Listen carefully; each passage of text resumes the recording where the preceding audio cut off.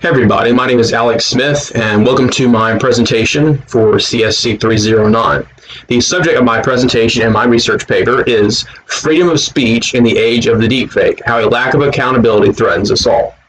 So to start this whole thing off, let's talk a little bit about the internet and connectivity in general. So what we've experienced in the past 15, 20 years is a incredible rise in the prevalence of internet connected devices. We have mass connectivity today such that we've never seen in the past.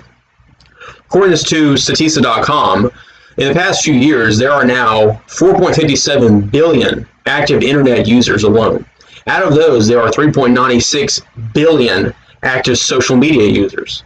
That means that over half of the population of the Earth, which is somewhere around 7 billion right now, give or take, around half the population of the Earth is connected to a system of computers and wires and wireless devices and everything else that enables them to obtain information and connect with people all over the world, something we have never seen in the past. We've had communications, we've had travel and everything else, the sharing of knowledge that has made the difference between civilizations that have prospered and civilizations that have not. But today we have this on a global scale, something we've never seen before in the past. So on that subject, let's talk a little bit about social media itself, okay? There are absolutely some very positive elements of social media. Some of the most positive elements are the ability to connect with friends and family, people that don't live nearby you, people, let's say your family or friends that live states away, cities away, countries away on the other side of the planet. You can talk to these people, you can share photos of your life, memories, and things of that nature. All wonderful things. You can become involved in various communities that you never would have heard of before, things that are of importance to you, interests, things like bicycling or running or anything else of that nature. These are all wonderful things and things that social media has helped promote in many ways. However, there are also some very negative side effects to widespread usage of social media. We have issues with people feeling isolated. According to helpguide.com, there can be a tremendous feeling of self-isolation with the use of social media, caused in part by people sharing their lives and things online, and you feeling that you're missing out on something that you're really not. One of the differences between our social media personas and what we have and what we experience in normal life is that oftentimes on social media, we don't get to see the difficult parts of other people's lives. We might see the beautiful pictures, the travels, and things of that nature. But we don't see the debt. We don't see the family struggles, things that every family, every human being goes through. So there are some negative elements of this. Another negative element that has become quite an issue recently, something that I've dealt with quite a lot as a member of the law enforcement community, has been cyberbullying.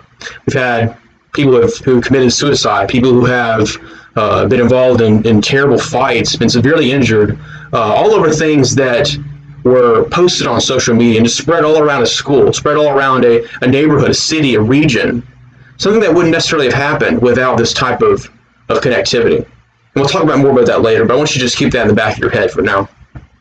There's another thing about social media that we need to consider as well that's changed quite a lot in the past 10, 15, 20 years, and that is how social media has been used as a news outlet of sorts. In many ways, social news is now highly disseminated through places like Facebook and Twitter and other online systems. After all, why go directly to these websites when you can kind of get your friends and your family's opinions on things, what they think is important, just by scrolling through your social media feed? According to the Pew Research Center, about 47% of online users obtain their news from social media, which is a pretty high percentage. Of course, a lot of these people still obtain it from regular traditional news outlets, but that's 47% obtaining their news from social media outlets. What's crazy about that is 57% of people who obtain their news from social media outlets believe that the news that they obtain from this outlet is largely inaccurate, which seems crazy when you think about it. But there's always that thought in the back of your head whenever you're dealing with social media that, how much of this is being shared because it's true, how much of this is being shared because it piques somebody's interest or something that someone agrees with. These are all things to consider when, instead of getting your news directly from an outlet, you're getting it from a link shared on your news feed.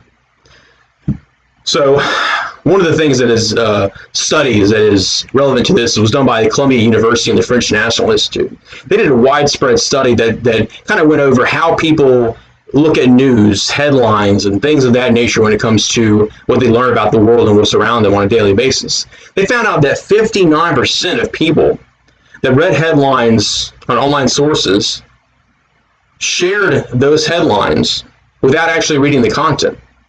So let's say you see a headline in your social media outlet claiming something, so maybe something terrible, something good, whatever it might be, right? 59% of the people that looked at that headline had an immediate reaction to it, and then they clicked the share button and shared it on their own feed, therefore disseminating it further. But 59% of those people never actually read what the content was that they were sharing. They just blindly shared it, which is one of the issues with social media internet connectivity. It sort of creates an issue where we have a somewhat of a short attention span. You scroll through your social media feed, you look at so-called memes all day long or throughout the day, and you see things that are funny, things that are little short videos, TikToks, things of that nature. It's very quick. It's all very, very fast. Information moves so quickly. Trends change over time, and news is really no different. So the 59% of people that share without reading the actual headlines, the actual data, what they're sharing around, they're really just kind of operating on muscle memory if you think about it. They're moving things along without really considering the veracity of whatever the headline is claiming. I call this facts versus memes. Memes are simple, easily digestible, easy to move around. Facts sometimes a lot harder to get through. And when it comes to social media, unfortunately, it tends to promote that type of thinking. So let's talk about the power of sharing.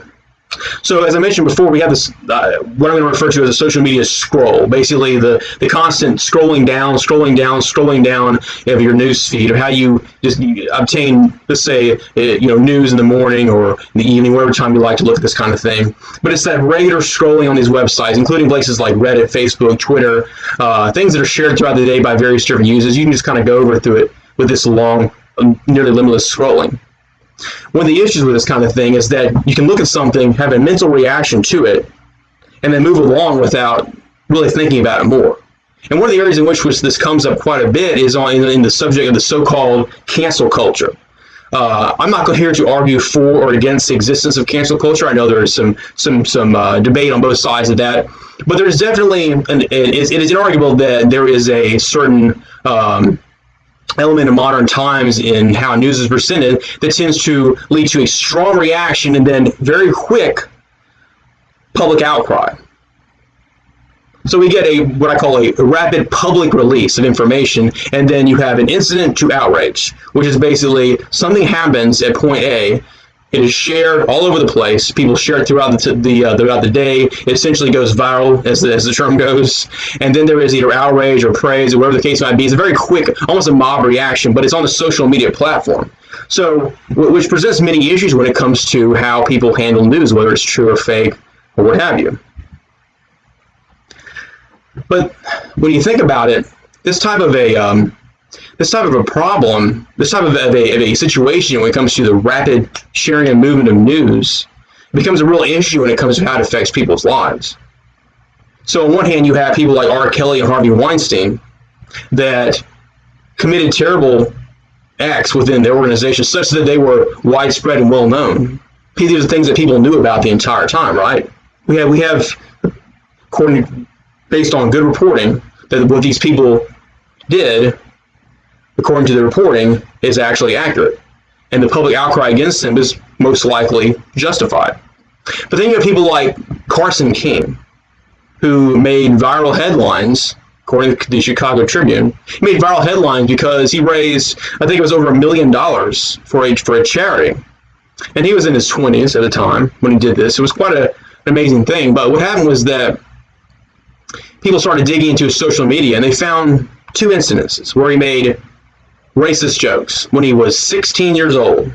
And what happened was that, just like his rise to fame with his raising money for charity, so too was his rapid downfall in the eyes of many in the public because of these two stupid things that he did in his past. Now, we can talk about whether or not these two incidences of racist jokes were indicative of more underlying issues, but ultimately the thing to consider is the fact that this young man was essentially vilified in the public immediately after people dug into his social media profiles and started sharing these things around.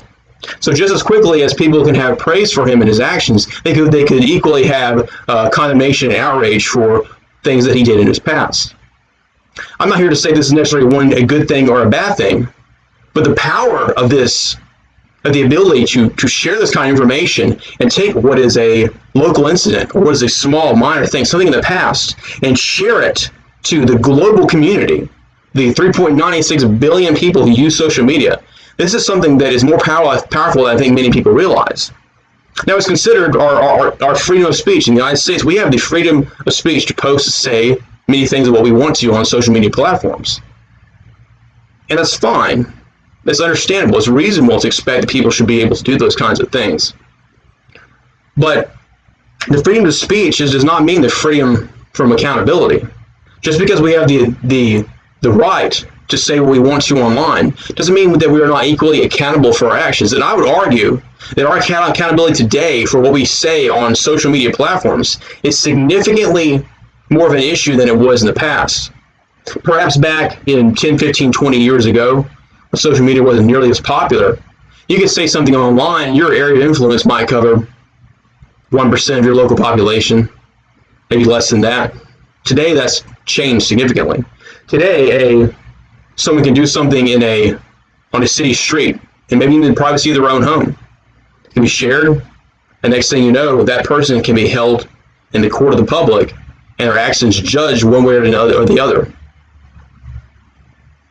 So how does the law look at something like this? Well, fortunately, there's really not anything that covers a lot of this type of thing.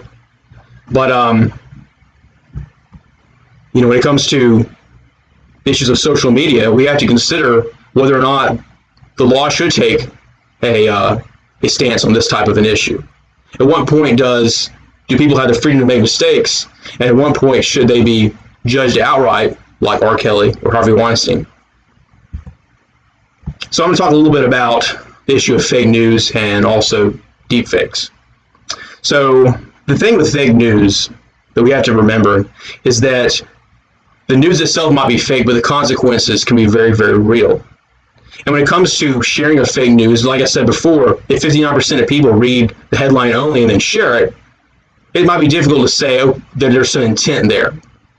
Ultimately, the source of where this fake news comes from is the main issue. But then you have all these different players that essentially just move the news along without ever taking a minute to examine how the quality of the content. Which basically means that social media powers this viral content. So if fake news is something that is particularly bombshell worthy, then it's much more likely to be made viral and less likely to be fact checked because it's going to move along so quickly along the line. This kind of thing happened in the 2016 American election, and the interferences that occurred during that time is that you had troll accounts essentially that were sharing news that was not real, and people, because of confirmation bias, would share this information along without thinking twice about it. There's a lack of accountability on the part of people who were social media users. They didn't take the time to fact check what they were looking at. And this becomes even more of an issue when we're talking about deepfakes. So one thing to write a fraudulent headline and a fraudulent article. It's another thing entirely to modify video or create a deepfake. Now we might think that in the United States there have some election interference or something of that nature, news that comes about, we determine it's fake, we move on from there. But in other places, it's not necessarily so simple. And according to NPR.org, in India, there is a fake news crisis to the point that law enforcement officials have had to come out and pass out flyers warning people of the next scam that is coming up. All because of fake news that is being shared around, leading to outcries and violence. So the conclusion of what I'm trying to say here is that technology has a power to fuel misinformation, power, very much so. And in our future, we have to consider exactly what the line is between the freedom of speech and the responsibility to be accountable for our actions on social media. It may be very possible that in the near future, we will have the power to be able to take a video of our neighbor, put his picture, his face, his likeness on some horrible act, some horrible thing that would destroy his reputation and his life, and share it, and then have that same video shared throughout the United States and perhaps even globally.